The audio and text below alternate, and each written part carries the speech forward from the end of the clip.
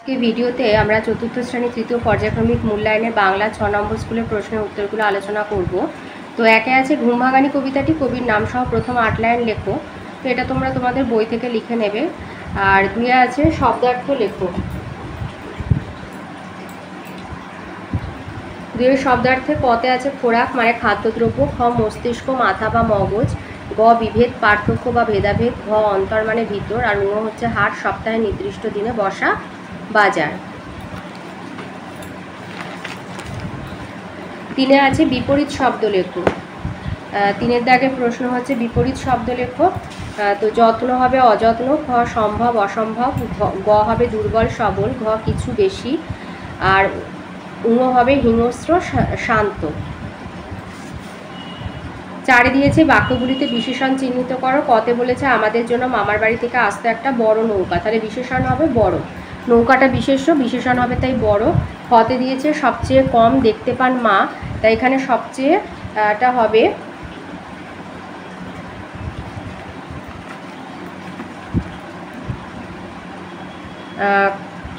সবচেয়েটা হবে বিশেষণ। আচ্ছা, এখানে সবচেয়েটা করবে না, এটা সবচেয়ে কমটা করবে, কমটা হবে বিশেষণ হবে। 5 আছে বর্ণ বিশ্লেষণ করো। সমস্ত মুশকিল রাস্তা এবং কুস্তি। তো সমস্ত লিখবে সযোগ অযোগ মযোগ অ যোগ দন্তেশ যোগ তযোগ অ, মুশকিল হবে মযোগ হর্ষৌ যোগ তালবেশ যোগ অ যোগ কযোগ হর্ষই যোগ লযোগ অ। গতে আছে রাস্তা রযোগ আ যোগ দন্তেশ যোগ তযোগ আ। ঘতে কুস্তি কযোগ হর্ষৌ যোগ দন্তেশ যোগ তযোগ হর্ষই। 6 আছে এলোমেলো বর্ণগুলো সাজিয়ে লেখো। ক হবে ভ্যাবাচাকা, খ হবে মজবুত। 7 আছে শব্দ যুগলের অর্থ পার্থক্য লেখো। তো কতে লিখবে চাপা মানে চাপা পড়ে যাওয়া বা ঢাকা, চাপা মানে একটা সুগন্ধি ফুল। খতে আছে বয়াকার ডয়শূন্য রয় হর্ষই বাড়ি মানে বাসস্থান, আর বয়াকার বয়শূন্য রয় হর্ষই বাড়ি মানে হবে জল। গতে তালবে সহায়কার সাপ মানে অভিশাপ, আর দন্তে সহায়কার পর সাপ মানে সর্প, আর ঘতে অনয় যে ফলা অন্ন মানে অপর, অনয় নয় অন্ন মানে ভাত। 8 আছে শূন্যস্থান পূরণ করো। ক নাইকি শরীরে তবে রক্ত মাংস প্রাণ, খ চেতনা রয়েছে যার সে কি পড়ে রয়, গ আসে যার চোখে জল মাথা ঘুরে যায়, ঘ কৃষকের শিশু কিংবা রাজার কুমার, মুখে হাসি বুকে বল তেজে ভরা মন। 9 আছে পূর্ণবাক্যে উত্তর দাও। কতে বলেছে বিচিত্র স্বাদ কবিতাটিতে কথক বাড়ির গলি দিয়ে কোথায় যায়, পাঠশালায় যায়। খ বাড়ির বাইরের পৃথিবীতে মানিয়ে চলার জন্য তুমি নিজেকে কিভাবে প্রস্তুত করবে। এই উত্তরটা লিখবে যে বাইরের পৃথিবীতে মানিয়ে চলার জন্য ধৈর্য ধরে থাকতে হবে, আমার কারণে যাতে অন্যের অসুবিধা না হয় সেটা দেখতে হবে। 10 দিয়েছে সন্ধি বিচ্ছেদ করো। অশ্বারোহী অশ্বযুক্ত আরোহী, আর খতে দিয়েছে সীমান্ত সীমাযুক্ত অন্ত। আচ্ছা, 11 দাগেতে 3টে রচনা আছে, যে কোনো একটা বলতে হবে। তো আমি শীতের সকাল বলে দিচ্ছি, বাকি যে দুটো আছে সেই দুটো যদি কোনোটা লাগে তো আমাকে বলবে, আমি কমেন্টে পোস্ট করে দেবো, কমিউনিটিতে পোস্ট করে দেবো। কমিউনিটিতে শীতের সকাল ভূমিকা বছরের প্রতিটা দিনে সকাল দুপুর বিকেল সন্ধ্যা আসে, কিন্তু ঋতুর পার্থক্যে সকালের রূপের পার্থক্য ঘটে।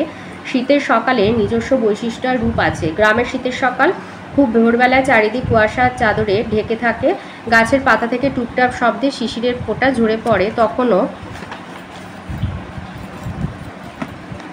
বেশিরভাগ লোক লেপের তলায় থাকে। এর মধ্যে 2-1জনকে দেখা যায় আগুন জেলে তাপ পোয়াচ্ছে, কেউ বা গরু ও লাঙল নিয়ে চলেছে মাঠের দিকে, মুগ মুসুর বোনার জন্য জমি তৈরি করতে হবে।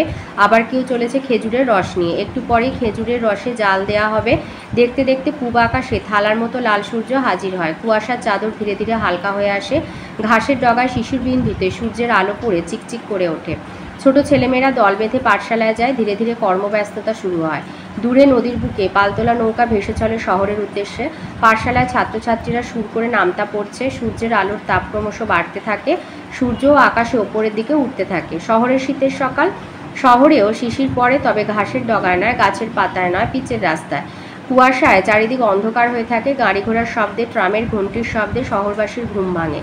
খুব ভোরেই দেখা মেলে খবরের কাগজওয়ালার দুধওয়ালার, 2-4জন প্রাতভ্রমণকারীর দেখা মেলে। দেখতে দেখতে সূর্য আত্মপ্রকাশ করে, কিন্তু সকালের রোদ শহরের অলিতে গলিতে প্রবেশের সুযোগ পায় না।